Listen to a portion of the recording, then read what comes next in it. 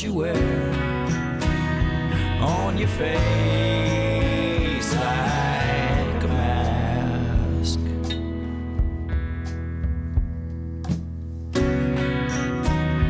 In the cave and Mrs. Miller Vine, a winter calm hiding in these walls. Just another seance gone.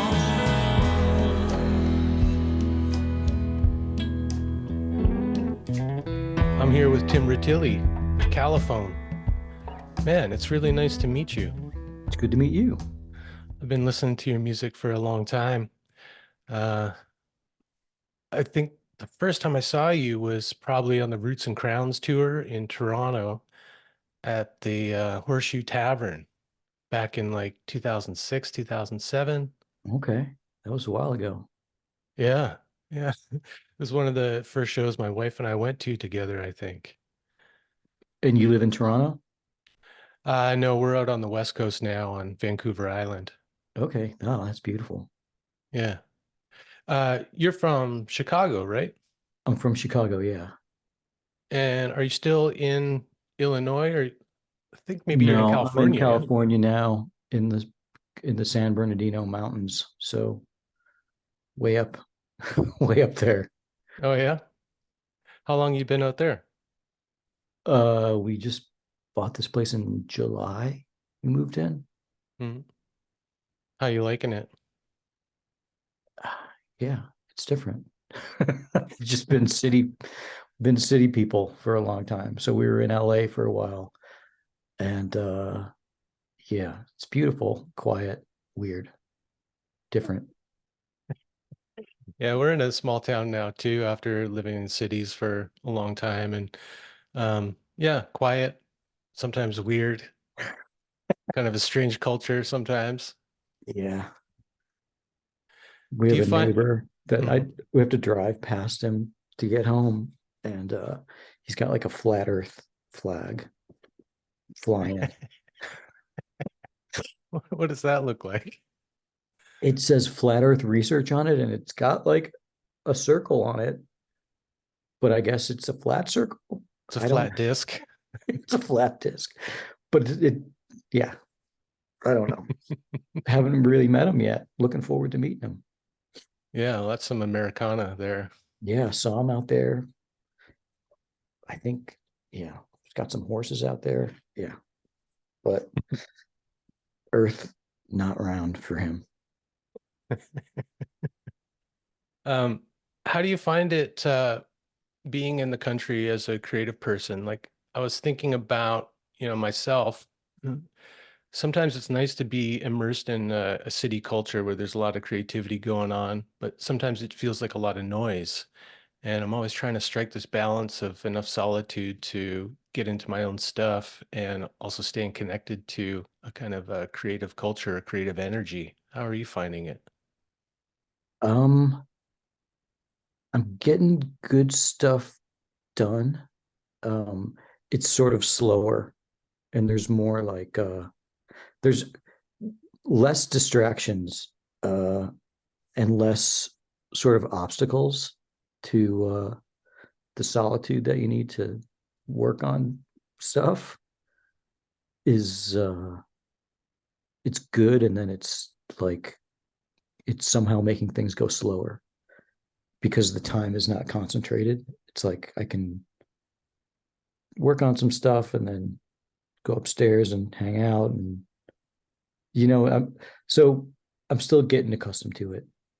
Hmm. I think all my life I had like there was something else pulling, and now there's nothing else pulling, and I'm not finding it. I think it'll be better once I get more used to this. Mm. Yeah, I think you got to like establish your own rhythms and be less reliant on whatever's going on around you. Yeah, and I don't think I've done that yet. Mhm. So I don't know. And people, yeah, I like people. I like I like being around people. I like working with people. And this has been more like I've since I've been here, I worked on a film score, and then now another one that I'm working on now. So I've been doing as much as I can here on my own, and then going into LA once a week or twice a week and working with people there. Hmm. So I'm still, it's not bad to go there. It's just a Hmm. drive. This latest album, Villagers, uh, it is it feels like it's been a really long time since an album has really drawn me into its world the way this album has, and the way your music really has always done. Um, it feels like a kind of a throwback in a way, like it. I've been feeling a lot of nostalgia these days for for the past, and I wonder how much nostalgia has played in the creation of the music for you lately, if at all. Eh, not much nostalgia, but there is a lot of like on that record, there's a lot of memories in the songs, but I don't know if it's like nostalgically thinking fond of them, but more like did that happen or did I dream that? Or the exaggerations that we create when there's time between an event and thinking of an event. Um, that goes into those songs a lot. Mm. Yeah, that theme of memory, I think, has always played a part in your music, at least the way I perceive it. Also, the dreamlike quality of your music and lyrics. Um, there's, I mean, you even had an album that was based, I think, on a recurrent dream, King Heron Blues, right? Yeah, So, have dreams always played a part in your creative process? probably, yeah. Hmm. Um, and sometimes it's like just the nagging feeling of trying to remember trying to remember a dream or wanting to go back to a place. Like sometimes dreams feel like places that you can go and visit, but I haven't figured out a way to control. I really want to go back there, and I haven't figured out a way to go back there. It just kind of um, pulls you back whenever it feels like pulling you back. Yeah. I used to be able to do that when I was a kid. Like if I had a dream, like a flying dream, for instance, I used to really love those. Before I went to sleep, I could think about that experience or that place, and I would often find myself slipping into another dream, like it kind of picked up where it left off. But that ability, or maybe even, I don't know, the inclination to do that has left me as I've aged. Yeah, I'm finding the same. And Mhm. I really try. I really want to go back to Hmm. some of those places, but uh, yeah, it seems to only happen when you're not trying. For me, at least now. Yeah, yeah, I think the same for me too. But that in itself is a kind of nostalgia, but not a nostalgia for um, an experience in this kind of mundane world, but a nostalgia for the dream, which is Yeah, interesting. for sure. Mm. Yeah, that's thinking. A lot of it's. I mean, a lot in the music. A lot of those dreams are uh, absurd and horrifying, and Hmm. some of them are just like, "Wow, that's cool. That's a nice place." Yeah, yeah. Um, like memories in a way are a kind of dream too. Like you said, like when we remember back, we can get the details wrong or different or exaggerate things. So memory also, I think, occupies the same space as dreams. For sure. And what we, the stories that we tell ourselves so that we can survive, or hold on to persona or whatever, those affect memories um, in ways that make them uh, false in a way. The embellished story. Every time you tell it, it's different. And sometimes with memories, like every time you remember back, there's some other detail that gets like exaggerated in a way that gets it farther away from what actually happened. Mhm.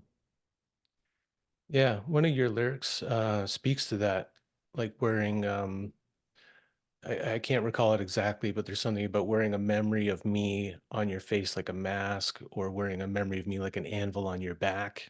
Yeah, yeah, that one's stories. We Stories, all yeah. have these stories that we carry around, and sometimes, usually, probably most of the time, we don't really need them. They're just um they're just a way for we might think that we need them to um make sure that our identity is intact when that might be holding us back in some way. But that idea is all over that song. Hmm. Hmm. Yeah. There's also a song, Skunkish, That's the that, one. yeah, okay, it's in that song. Yeah. That song as well deals with seance and spirits and ghosts. Where did that song come from? Um, you know, I was thinking about group dynamic and characters, and then I was reading something about uh after the Civil War, there was sort of an explosion in psychics, sort of preying on people that lost loved ones in the war. And I just imagined a group of scammers.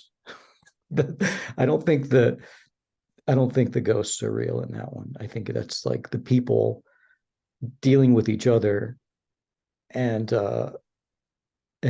it's a sideline. What they're doing is a sideline, you know. So it's hard to explain, but they probably don't believe that what they're doing is real, but what they're doing really is like nurturing some ghosts that you need to let go of. Mm, mm. Yeah, it's hard to explain songs. Well, especially yours, it's like trying to explain a dream. Yeah, and sometimes making the songs and putting the words together is like letting it happen and getting Mhm. out of the way. And maybe that explains our popularity. Because I don't know if it's so simple or cut and dry, but it works for me. Like everything means something to me. And a lot of making the songs is dealing with my own psychology and my own brain. Mm. Like trying to sort things out through the creative process. All the way, yeah. Mhm. Does it ever happen where one of these songs is kind of just pulling at you to realize it in some form, and when it feels done, you feel like you have an understanding of that the situation or the memory that you're describing or going into? Sometimes finishing a song is like you can put that thing away, so it's not necessarily like an understanding, but it might be a physical learning of something, and it might be now I can let go of it and move on. And then sometimes, like performing an old song, it turns into something else. All those songs that will still play at a show seem like living things, and they have this elastic qualities in the way they can be played, and also in the meaning that they have uh, for me when I'm singing. I think that might be a good thing about having songs that are more where the lyrics are more abstract. Is it could be what you need it to be, and it can tell you what it wants to tell you when it wants to tell you.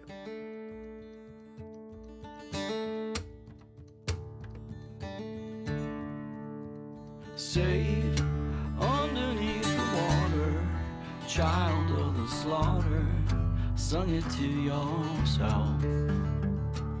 Sound swimming in the silence, daughter of the violence, sung into the void. A Roxy music cassette, dying in the dashboard sun. Clean redemption, your attention, sleep in someone else's car.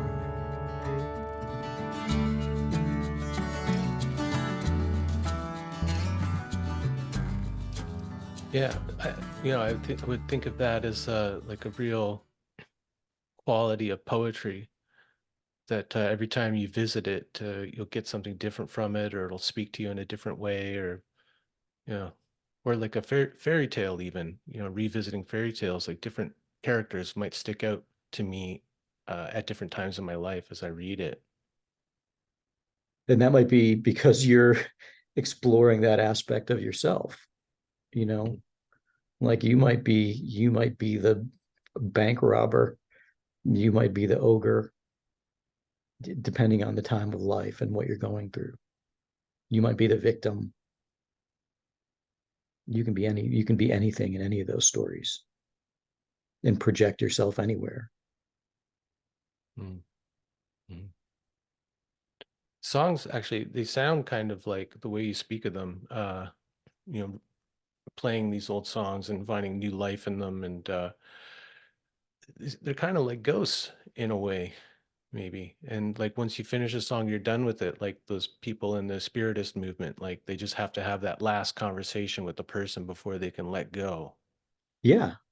Yeah. So maybe to them, suspending disbelief, it might be good to be conned a little Right. bit, you know, like ghosts are something that we might create from the inside instead of coming an element coming from the outside.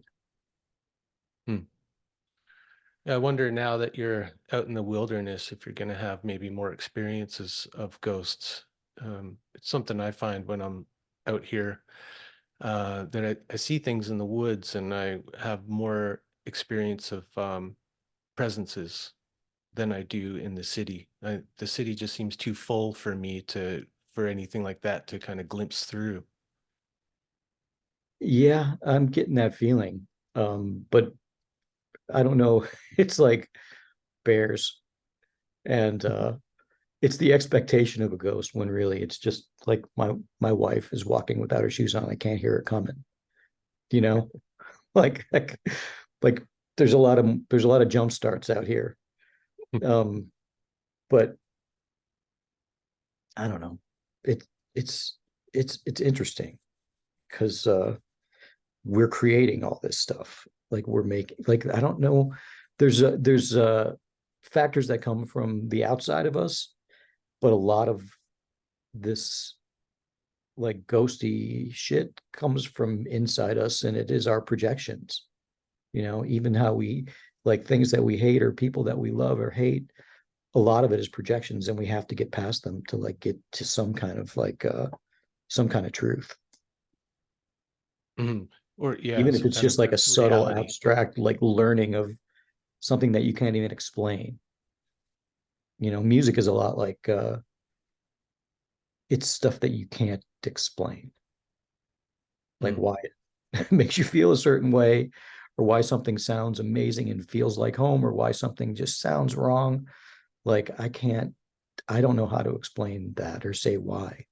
You have to like trying to just the more I'm up in my own head, the less I get done and the less I enjoy life, I feel like. Right, like you get stuck in analysis, and there's that remove to analyze. You got to be kind of separate from the thing you're analyzing, right? So you're not in it. Yeah, and also trying to recreate something is not so good. Trying to like make something new out of these old elements in the moment, or out of this old structure of a song in the moment, is probably a better way to think about it and a better way to like be in it and approach it. Mm-hmm. Um, yeah, I remember like one of the first things I asked my guitar teacher when I was like 14 or something like that.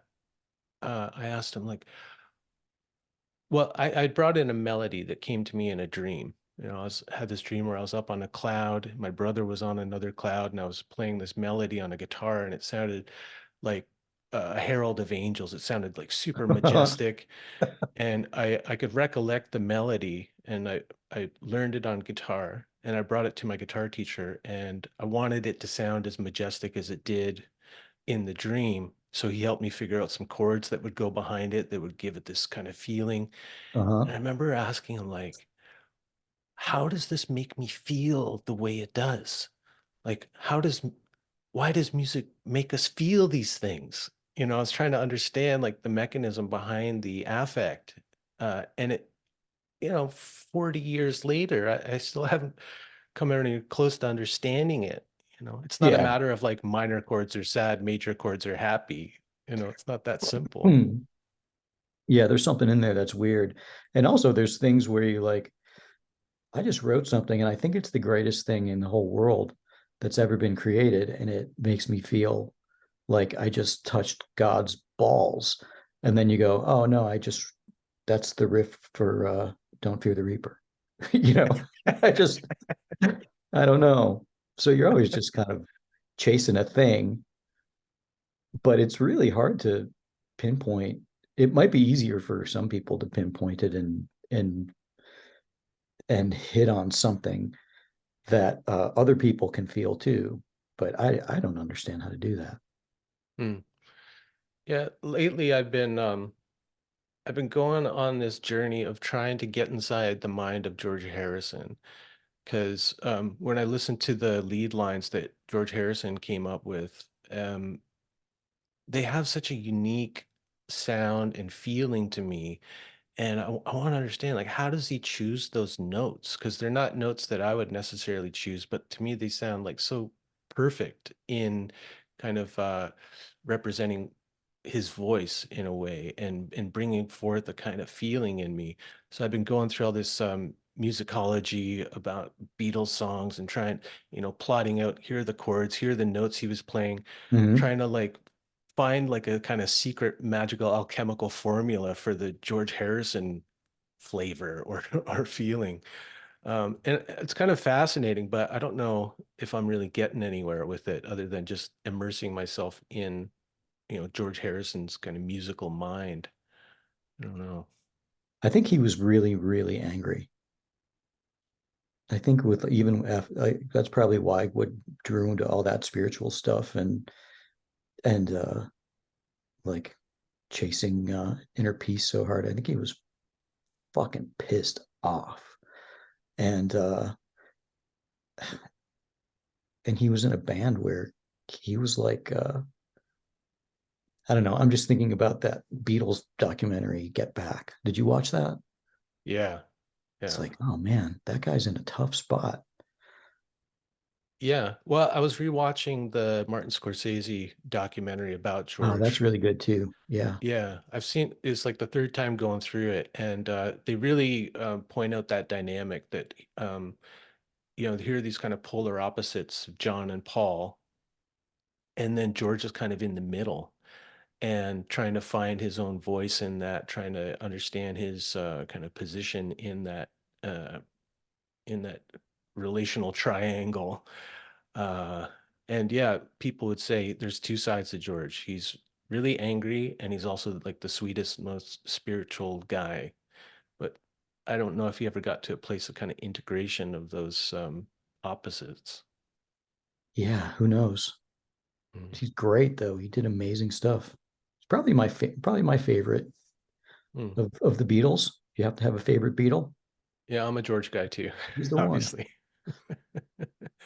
Yeah, it's like the kind of like a way to gauge your psychological type. It's like what Beatle do you most uh, relate to? You got to be careful of Ringo people. Seem like wild cards. You can't take them seriously. You can't No, trust them. but they're great. But they're great.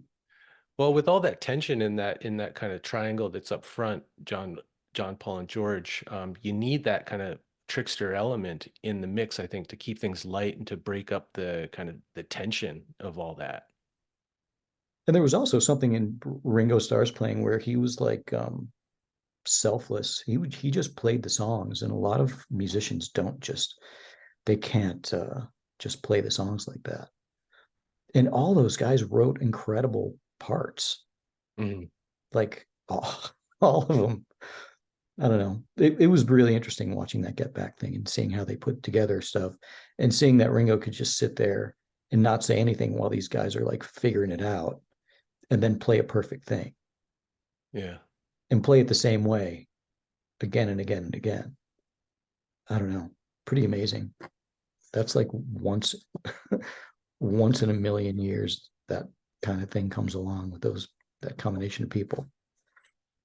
Dude, my wife and I, we talk about it all the time, how just the kind of the magic of that group. And like, I'm astounded at how they all came together, like you said, each bringing like a real essential element to the whole, and then what they created together.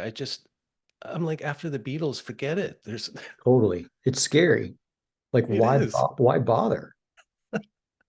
But it's Yeah. it's also like that that time period, and Mhm. yeah, it's crazy. Yeah, it was like there was still room at that time for innovation in rock music, And then after the Beatles and, maybe some other folks, uh, less room for innovation. Everything becomes kind of referential in a way, and it's unavoidable. Like you can't help it. Like you said, you think you're coming up with something new and great, and it's Don't Fear the Reaper. It's always don't fear the reaper. Always smoke on the water. Don't fear the reaper. Or like More Than a Feeling, More than a that riff. feeling pops up. There was You a catch song yourself. Yeah. that was like oh God. It was one of the Villager songs, and it was one of the last ones. And I worked and worked and worked and worked. And I was like, this is Don't Say It's Over by Crowded House. It was totally, I worked on it for like a week, and I dug in, and I was like, I gotta get this one. And it was like don't dream it's over. Hey Hey, now, and I hey was like, now, fuck. But it there's had a some world fucked up between words. us. But it was like, oh God. Yeah. But I was like, just dig. It was like I was waking up with it and going to sleep with it. And it was something that was already a thing. Huh. I don't know. In the past few years, I've been waking up every day with a different song in my head. It's the strangest thing. It's kind of new, but It's every good that single it's a day. different song and it's not the same horrible song. Does that ever happen to you though? You wake up and there's just a song presenting itself to you that day. So sometimes what I'll do is I'll listen to the song kind of first thing in the morning because I'm feeling like, okay, my psyche is telling me that there's something in the song I need to hear today, or a feeling I need to feel. So I just kind of go with it like with the dream, take them as they come and go along with it. Sometimes that happens, and sometimes it feels like a plague. You Mm. know, it's an annoying song, and sometimes you got to listen to it to get it out of your head so that you can just move on with your life. Yeah, like give the devil its due. Yeah, yeah. There's on the new album, there's kind of a new flavor that I feel is in there of it reminds me of the stuff that I heard on AM radio when I was a little kid driving around with my parents. The kind of mellow rock. Like there's a lot of background vocals on the new album that evoke that for me, and some of the melodies. But there's still like the Califone kind of cacophony going on of like um, broken down instruments and weird little glitches and oscillations and things happening. But at the core, they seem like more kind of I don't know, AM radio pop songs in a way. Yeah, that's totally there. Sunrise bakes you in a pie, creates you, then forgets. My last drug friend hybrid gray alien put out to pasture. It's not nostalgic, shipped to shore, the rhythm of the crows.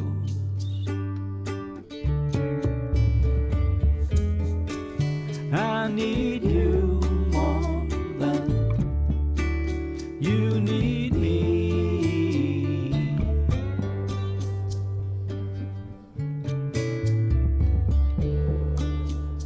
I was listening to a lot of like great music from back then, and then sort of not so great music. And it kind of found its way into the songs. And it does, I guess it's nostalgia. I guess it is nostalgia because I was thinking about like falling asleep in my dad's car on the way home from somewhere, Man, and that how feeling. music on the radio sounded in that car. And then it's like, oh, that's like a Carpenter song or Paul Williams, but then it was like Dionne Warwick, Burt Bacharach songs too. And I started listening to some of that stuff, and I was like there was some of that Dionne Warwick stuff where I was just like, I was listening in my car, and then just I would have to pull over and just like cry because it was just hitting me so hard. So a lot of that stuff, and the structure and the melody, and it found its way in. Even like Paul Williams and the Muppets, like to me, like that found its way in there too. Trying to think of what song he did with the Muppets, because John Denver did a duet with Kermit. I remember that. Paul Williams wrote Rainbow Connection, and he wrote a bunch of Carpenter songs, and I think he was on cocaine and hanging out with the Muppets a lot. That's how I remember it. But then memory can be faulty. So yeah. So I it like might that not be scene though. like the YouTube evidence of like, oh, that's what it is. It was more like that's how I remember it, and that's how things found their way into those songs as far as Muppets and Paul Williams goes. And cocaine too. In cocaine, a lot of cocaine. Yeah. So we were talking about Paul Williams, the diminutive songwriter who was in Phantom of Paradise, right? That's right. Yeah.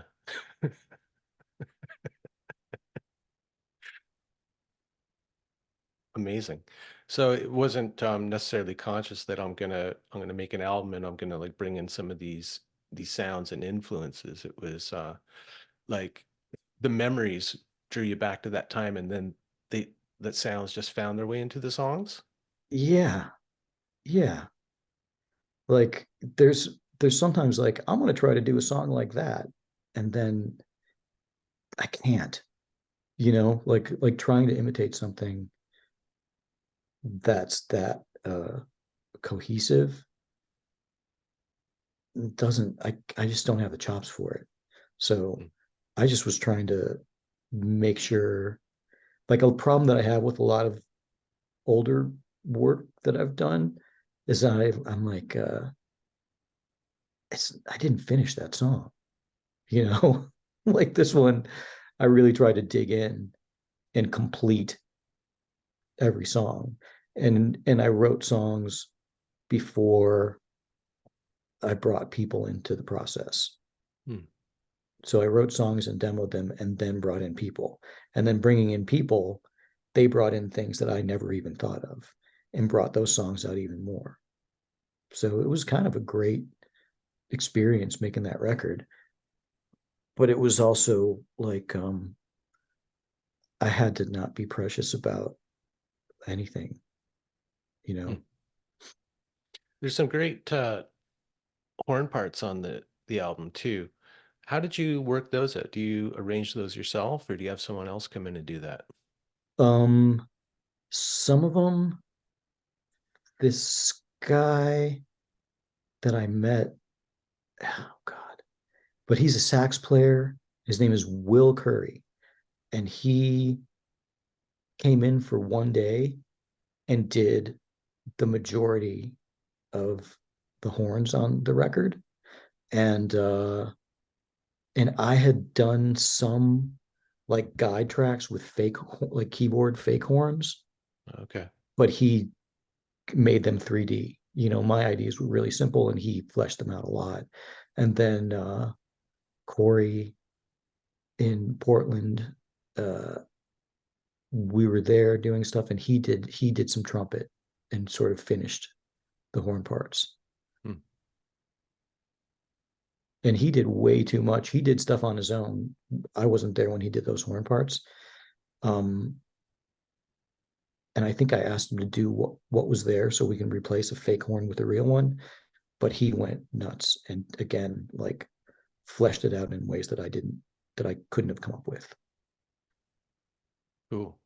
So, did you like, how long did it take you to record the album?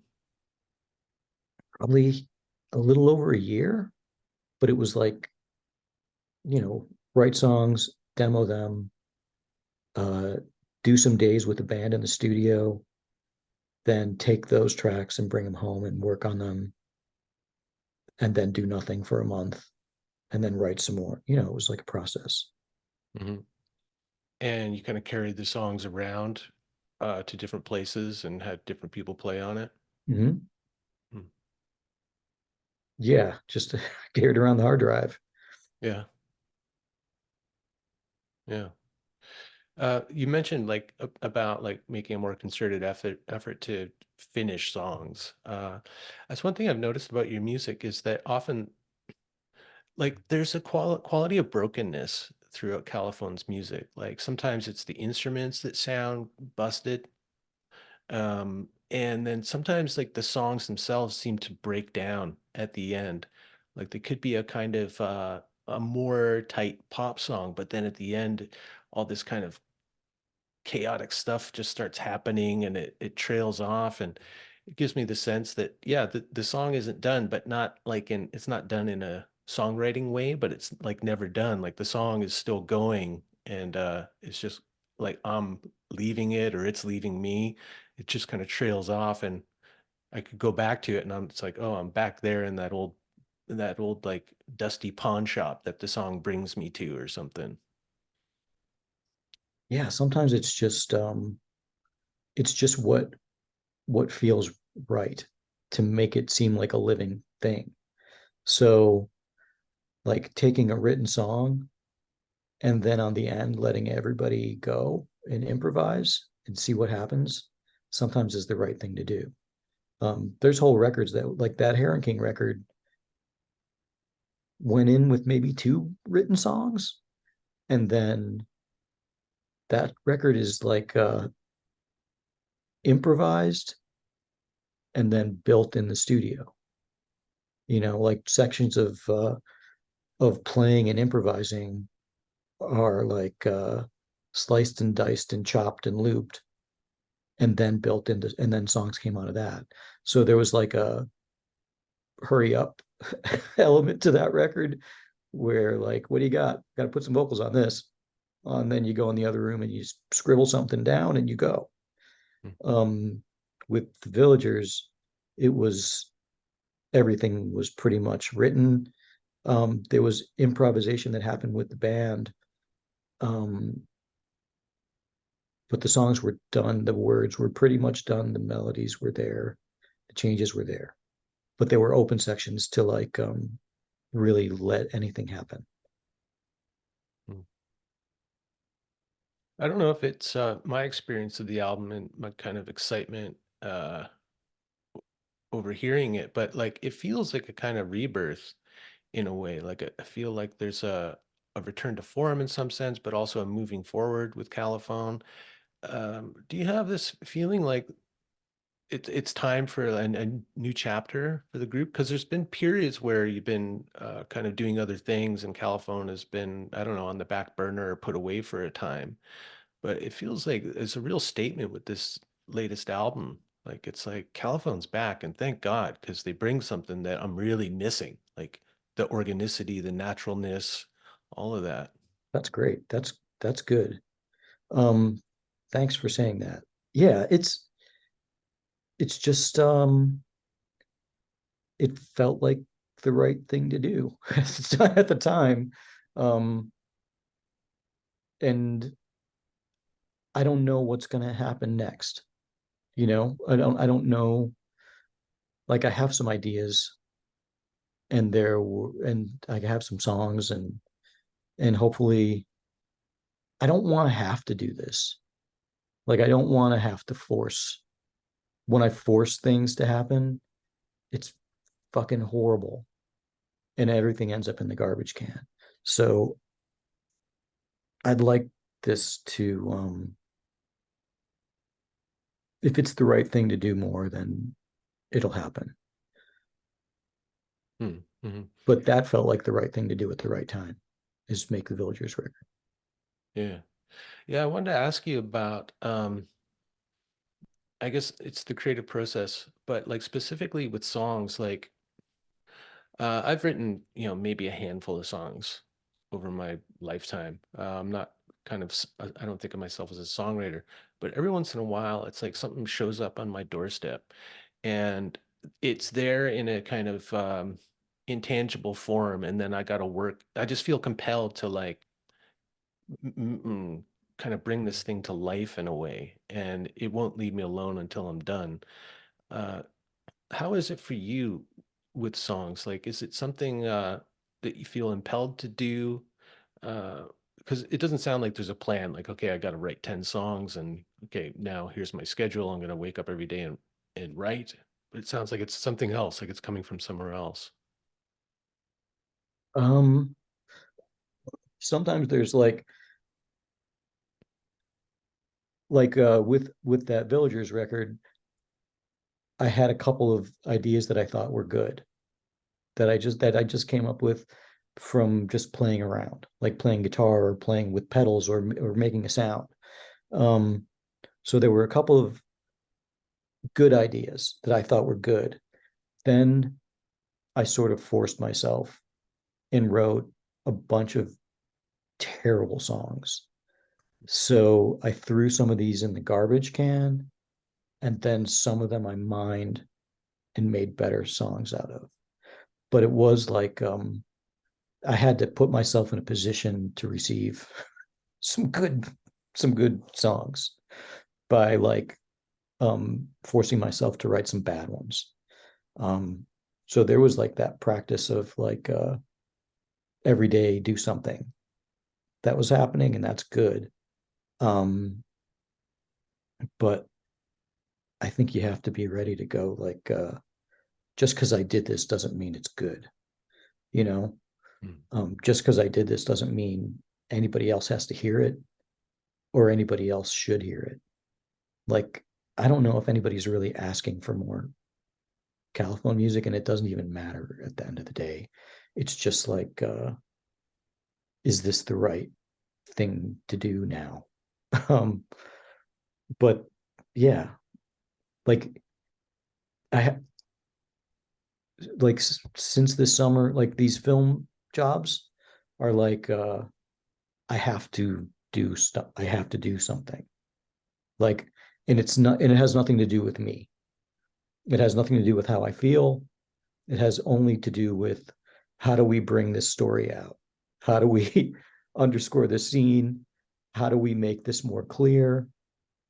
Um, and it's easy to find, it has been easy to find the right thing to do. And also, that's working with, you're working on somebody else's project, you're working on somebody else's movie. So you have to make them happy. You have to take direction. Like all that stuff is really, I prefer it. There's Mm. not a lot of real pain involved, and there's not Yeah. a lot of like soul searching involved or getting too deep about anything. In fact, it's almost like, don't get deep at all. Just do what you need to do to serve this story. And with making Califone music, it's very, very personal. Sometimes it's a plague and it sucks to have to do, because getting something right, I take it personally. When it's not going well, Mm. it hurts my feelings. And working on the film stuff, when someone goes, "That's not right," you go, "Okay, well, how? Let's try another idea." Mhm. It doesn't ever hurt my feelings really. Mhm. So I Mhm. think like finishing this job that I'm on now, I'm probably going to need to do something that's mine. Mhm. So I'll probably revisit some ideas that are already down. And I've been listening to like terrible disco music. And that is making me want to make some pretty bad disco music. Califone disco. Yeah. Um, yeah. So there's something about like the film scoring work, like it's on a commission. It, it sounds like that emotional distance from the finished product or the story is freeing in a way where you can just then respond to the images and the story that's unfolding as a Mm-hmm. musician, like just open yourself and how do I want to respond to this? What's the right tone or Or what sound? does this need? Like, what does this need? Does it need anything? What does it need? What do they want? Um, and it's like I hope it I hope to not lose it, and I hope I'm not like this is not going to cause bad luck, but it's like it does feel like working at the top of my creativity to do that work, and still using all your instincts and still doing everything that you can do and working at like a high level of creativity, like like ideas flow, unlike the words that I'm saying, like ideas flow. Um, with the band and with Califone, it's harder sometimes, and it does like it's just yeah, it's more personal.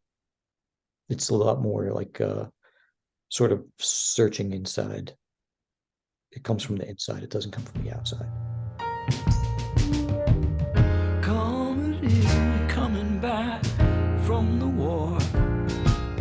I was a camera, I was a preacher. Comedy is the blood in your mouth. Not a preacher no more. Sound against sound.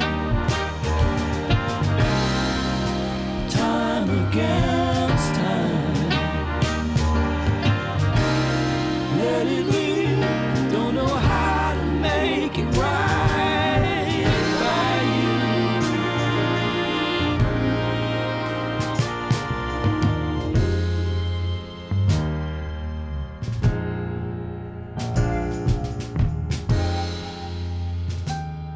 Yeah, I find it like I spent years working as a graphic designer, and I always found it like much easier to be creative when I had an assignment and a deadline. It was like, okay, great. And then all of a sudden the creative juices would start to flow. But when it was time to generate my own thing, whatever it was, sometimes it's just like, oh my God, where is it? Do I Yeah, suck? Do I have any ideas? totally. That's exactly it. That's exactly it. Hmm.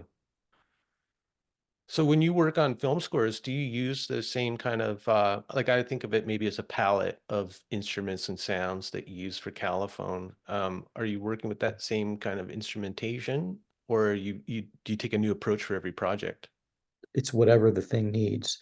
The one that we finished in right before the holidays was almost like there's spots in it that are more like jazz. It's like a 70s score to a narrative film. This one's documentary, and it's more like and I'm collaborating with this guy Brad Dumovic who plays bass in Califone, and he's a great engineer too. So we've both been doing sort of drone beds and drone pieces, and that seems to be working for this documentary. Hmm. Hmm. Um, okay, so doing film score, have you gotten one of those things? one of those metal contraptions with the springs and the, I you know know, what you're talking two. about.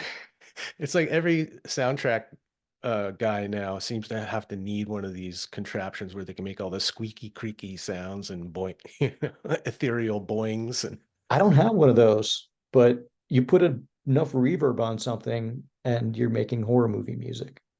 yeah, Um, right. Well, and a guitar too, you can treat that way. Like you could be playing behind the nut and get those kind of plinks and skronks and, you know, do a pick slide with lots of reverb or something. You could probably replicate what they're doing on those contraptions. been like bowing with a violin bow, bowing a banjo a lot, and that's my Ah, thing. hmm. That seems to me like it would have a real like kind of Indian sound. It kind of does, yeah. Hmm. But when you do it with nothing on it, with no reverb, it's sort of like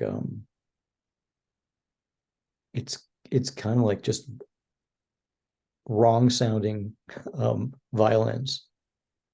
Okay, And if you tune that banjo to the right chord, you can get some good stuff.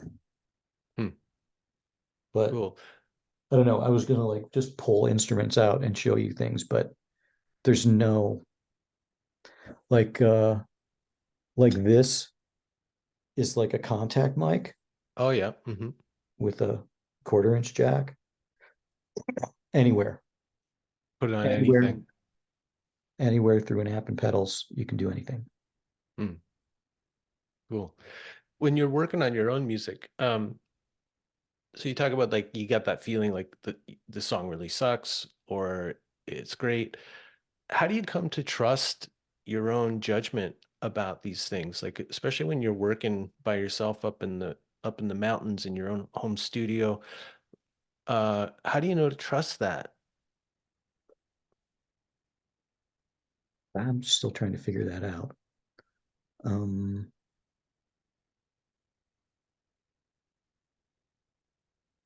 I don't know. Like sometimes I have trouble with like just not liking myself and being hypercritical Hmm. of everything. So sometimes when that's not happening, it's probably okay. It's probably a good idea. When Like you can something, trust the judgment when you're not in that kind of when I'm overall not like, oh critical. my God, this is terrible and it's really bothering me. Like I'm annoying myself right now. Like the sounds that I'm making are fucking annoying me. I probably shouldn't share this, you Hmm. know? So it's like on a case by case basis of when to trust yourself as far as like songwriting and making art goes.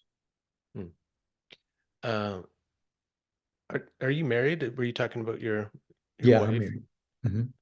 Is your wife an artist or a musician? She has been an actor for since she was very young. Okay.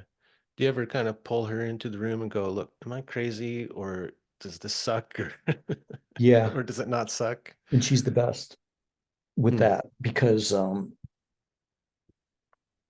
she doesn't say much, and I can hear things differently when she's there, and I can hear when something works and when something doesn't. With is if she's there listening. Just having her there listening, you can kind of maybe hear through her ears or something. Yeah, it somehow sounds different, and also like I can hear when it's terrible. She won't say anything unless I really push her to say something, but I really do trust her ears. Hmm.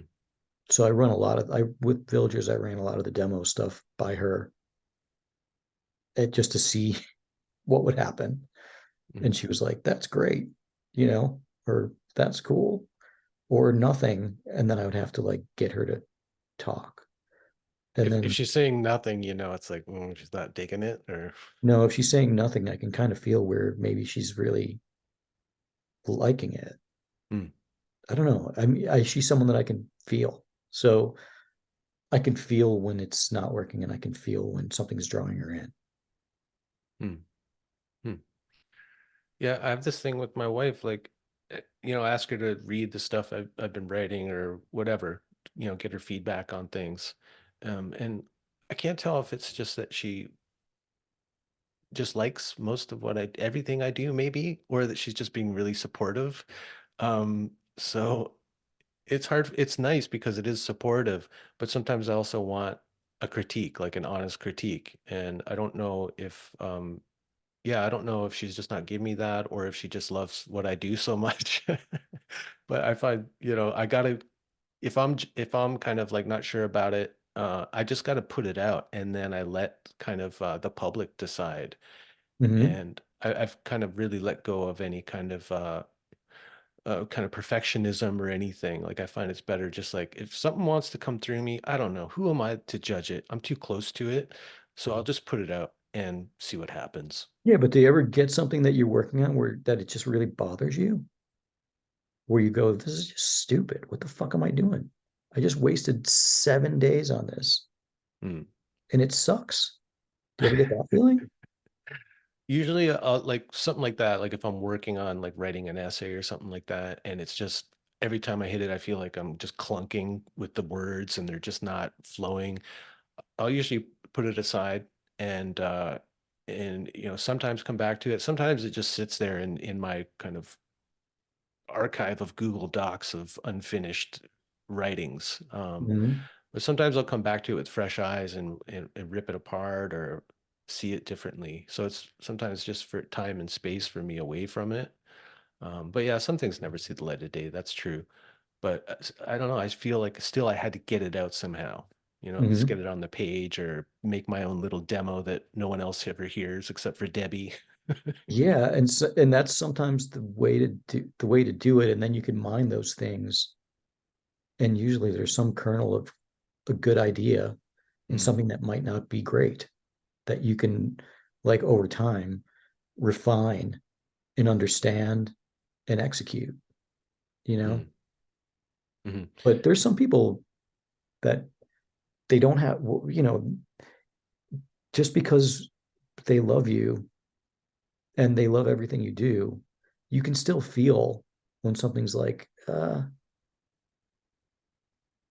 you know, someone's like, oh, playing or something, and then she's like looking at her phone all of a sudden, and I'm like, oh, that might be where we're gonna lose. That might lose momentum at that spot right. Yeah, because she yeah. felt the need to like pick up her phone. Yeah. Yeah.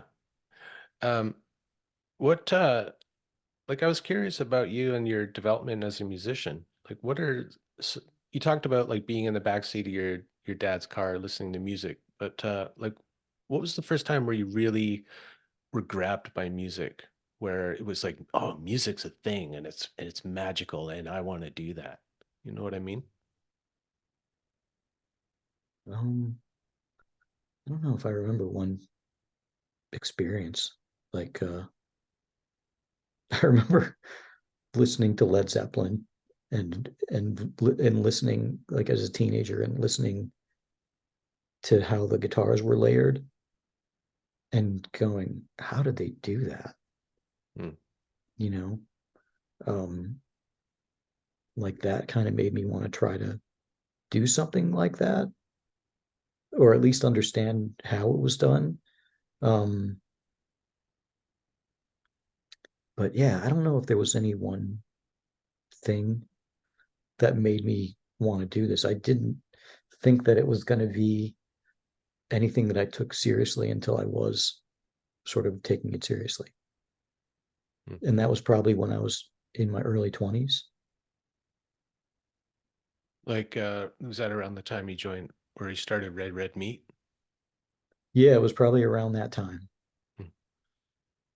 Which then became a real band. So before that, were you just kind of like hanging out playing music?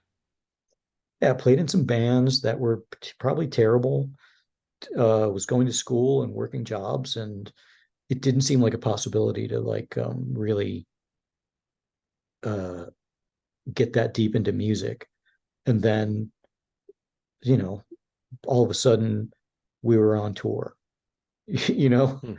and then all of a sudden I was like, okay, I'll just come back to school later. I'm going to not go to school this semester. I'm going to go on tour because there's these opportunities, and I'll go back to school later. Like it was just, it wasn't something to really take seriously until it was. And then when that happened, did something like wake up in you, like in terms of identifying as a musician and seeing that you could spend your life playing music? I'm still waiting to wake up. I don't know. Uh, I don't know. It was just sort of one thing at a time, and then things that needed to happen. Even it never really was like, oh, now we're rich. We never got rich, or everything has always been like a struggle. Like, this is what I need to do now to pay the bills. This is what I need to do now, and then now I have some time, and here's what I would like to do. So it's Hmm. been that way with band stuff. Hmm. And do you see that, is that like kind of the future projection to you, is just keep making music, taking jobs when you need them, like film scoring or something like that? I don't know. That's another like problem that I'm having is like I'm getting to the point where I would like steady income, and I'd like to know what's happening more. And I don't know how to make that. I don't know how to do that. Like, Hmm. I've never really, I don't know how to even like get a real job, like a steady job. I don't know how to do that. So I don't know what's going to happen. I'm trying to figure it out. Hmm. I don't know if I want to go on tour all the time. Um, I don't even know if going on tour all the time will pay the bills, because Yeah. it's so much more expensive now. And the money that comes in is the same as it was years ago, and the money that goes out is double or triple. So I don't know, and I'm trying to keep that part of it separate from the fact that, like, this still feels magical to me. and I'd like to and I'd like to do that and maintain that feeling, because it seems to be a good way to spend time and be alive. I just don't know how to make the finances work. Yeah, the kind of livelihood with the lifestyle. Yeah, and I Yeah. don't know how to combine the two so that they are coexisting in a great way. Yeah. Yeah, I was thinking about that, listening to the back catalog and like remembering how much different of a time it was back in the early to mid 2000s. Like it seemed like a real golden period for more experimental, independent music.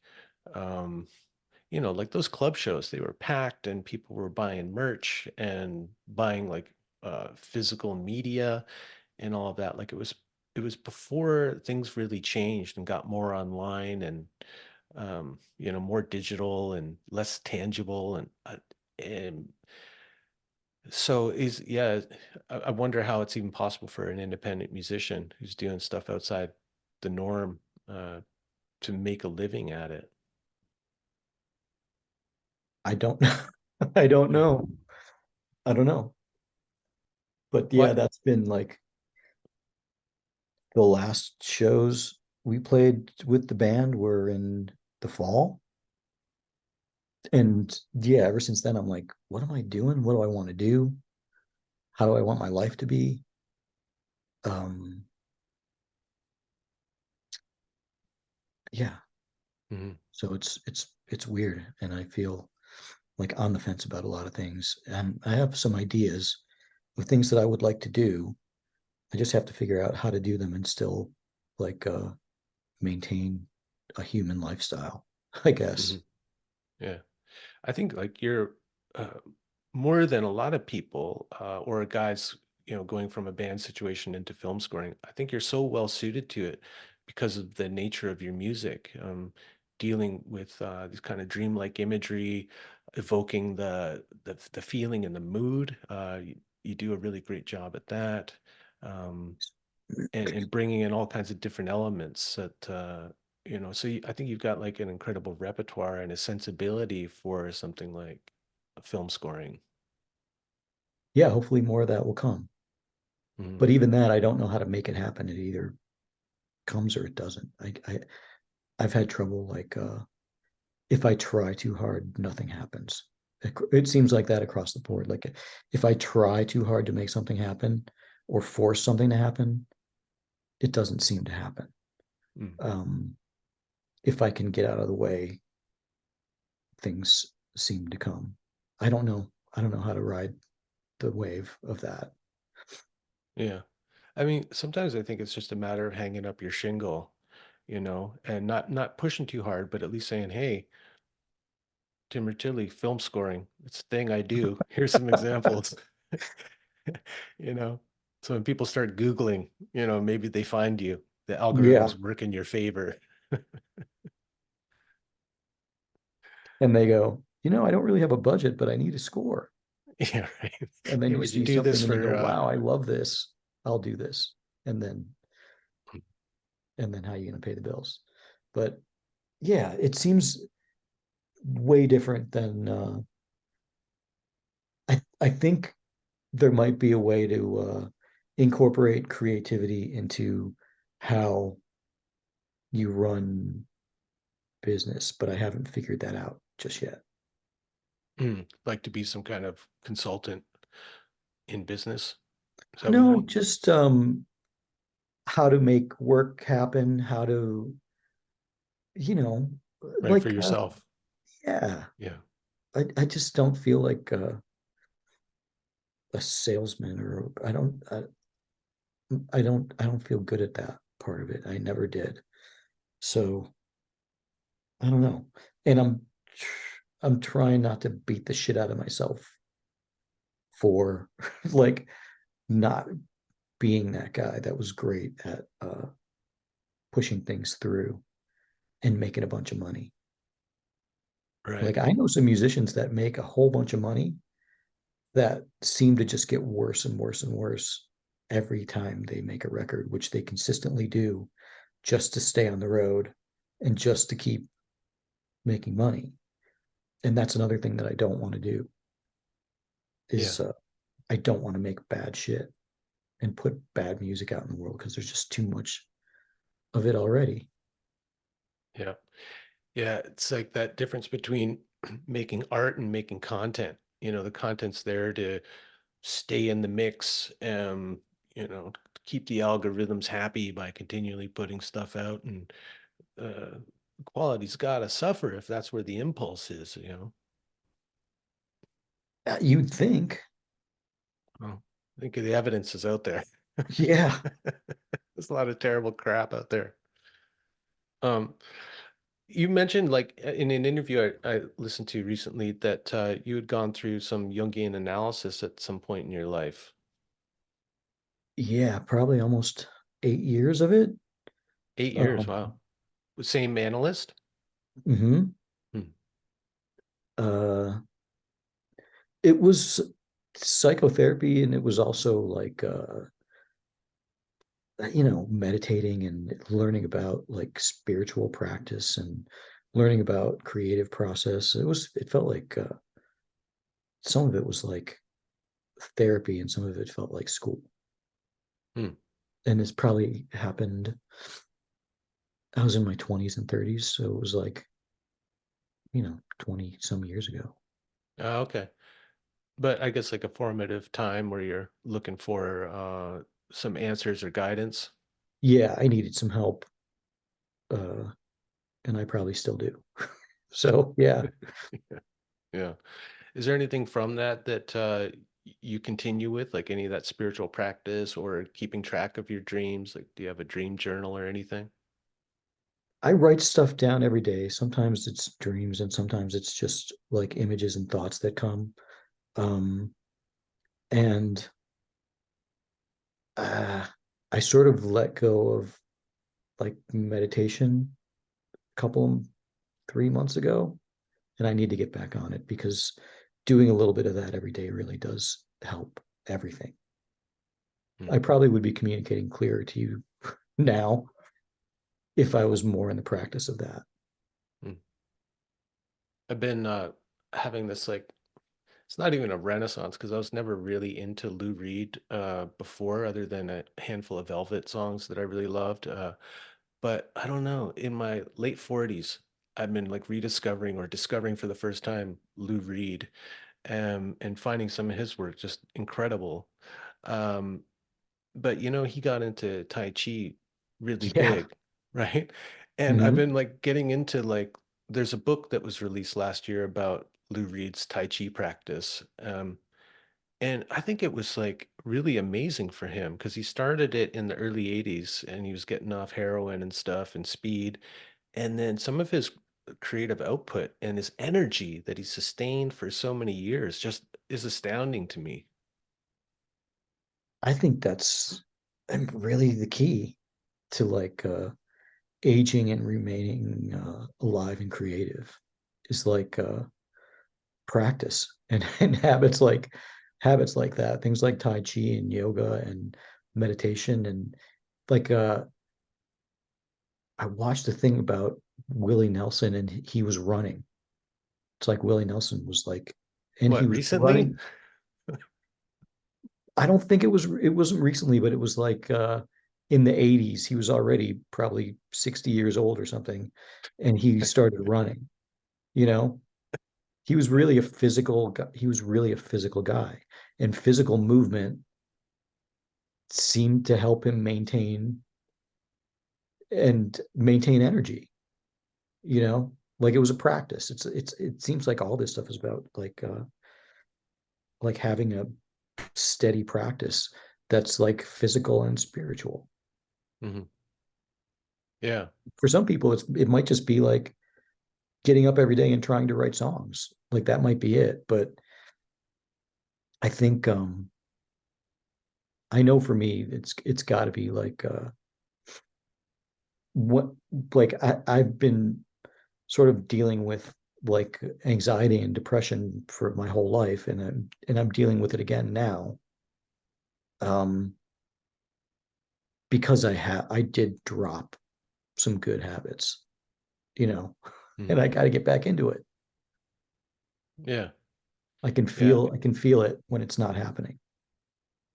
Yeah. I think the physical aspect is always been really helpful for me. Like I don't really ever sit and meditate, but I do like moving meditations like qigong or yoga, or jogging with my dog through the woods. And I find like that's when my mind just kind of sorts things out on its own. So I'm not kind of stuck ruminating over something, but it's like more of like a tossing over or mulling over. And when I'm done, sometimes the mind's empty, sometimes like something else comes through more clearly. But for me, like doing something physical is really helpful or maybe essential. I think so. I'm with you on that. Mm, mm. And just getting out of your own head sometimes. Like this thing, this is weird and sort of private, but it was like I was having a hard time. This was a couple days ago. I was having a hard time and I sort of just like quit the day and just went to bed. Like it was before it was dark out. So I was like, fuck this day. I'm done. And I went to bed and laid down and just was feeling pretty bad. And then my wife came in and she was like, what's going on with you? And I was like, I just feel like, what's the point? I'm just having a bad one. And she sort of talked me through a it became a meditation, but she talked me through moving my energy from behind my eyes down through my heart and down into the lower like down into Pelvis. Yeah. lower Mm, chakra areas. And it was like this whole thing that really has helped me like since it happened. And it's helped me to remember like, oh yeah, well that's what I do when I'm meditating is like I don't like the energy that's centered in my head, I center it in my heart, or I center it like in my hips. Mhm. you know, Mhm. and that helps everything. Yeah. Yeah, she was doing some qigong on you, man. That's great. That's what it seemed like she was doing. I don't know if that's what yeah, she was doing some Yeah. math. They call it being centered in the dantian, so that kind of low belly center. Um, and it's like it's funny because we have this expression like get out of your head. Well, to go where, right? And so the instruction is really clear and practical. It's like no, actually, like feel the movement of your awareness down, yeah, gradually, like to the heart and then to the belly, and let it sit there because it kind of finds a resting place there that is more calm and stable. Yeah, Mm. yeah. It really helps. And I guess that's part of with Tai Chi Mhm. is like you like centering everything down there. Yeah. Um, Before we go, like I really appreciate you sharing all this intimate stuff about your creative process.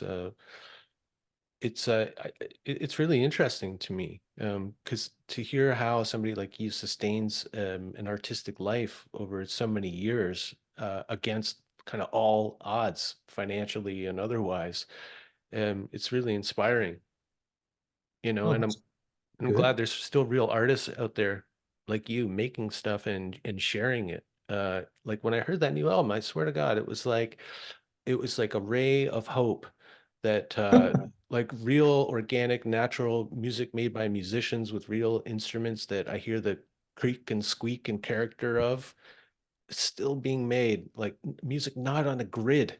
You know, there's like a flow to it and organicity to it that I was just like, oh, thank God Tim's still out there making music, man. Man, that's great to hear. Hmm. Thank you. Yeah, you're welcome. Now, I wanted to ask you about, I don't know where this is going to go, if anywhere, but sometimes when I listen to your music, I hear a guy who was really important to me when I was younger and maybe still is, but a guy named Chris Whitley. And I don't know if you ever heard of him or ran across him back in the Though I day. know that name. Did he play in a band? He was a solo guitar player, singer.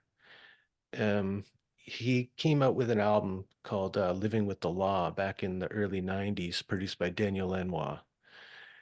And, you know, one of the songs was in Thelma and Louise, and he became like the it guy for a moment. And then his next album was this dissonant, grungy, heavy thing that just, you know, confused everyone. and and then Sony dropped him, and he spent the next number of years just making small independent albums and kind of touring relentlessly until he died. Uh, you know, at a fairly early age. But I just wondered if you'd ever heard him because sometimes your music reminds me of him and your guitar playing, the way you play slide, really reminds me of him. So I was just wondering if that was a reference point for you. I haven't heard that. I haven't heard Chris Whitley, but I'll check it out. Hmm. I have a feeling like he started to do some experimentation. There was an album he put out called Rocket House that incorporated some electronic bits and like more process guitar. Like he always played a like 33 National Steel and played it like really hard, like more of a rock player. But on this album, he started to incorporate more of a collage kind of style. And I wondered actually like if he had listened to you and been inspired by some of your experimentation and how you brought kind of a like American roots music into this other world and kind of fucked with it. I don't know. But you never heard of him, so check him out and let me know what you Yeah, think. I'm gonna go look for that and give it a listen. I mean, it's just it really sticks out to me because he was really important to me. I got to work for him when he went independent. I was like in his street team in Toronto, and I'd go around and put up flyers and bring his CD to record shops and stuff, and got to meet him and play his guitar. And so he's just a guy I always felt was underappreciated. But yeah, I think you guys do have some things in common, especially the poetic quality of the lyrics. Anyway, so I'll leave you with that. You go check him out. You might I'm gonna like check it. it out. Chris Whitley. Yeah. Yeah. Well, it's been really great talking with you, man. I really appreciate it. Well, thank you. Yeah. And you're going to be playing some shows in California, I think, right? Like next Yeah, at month? the end of February. Hmm. in the beginning of March in LA and Long Beach and San Francisco.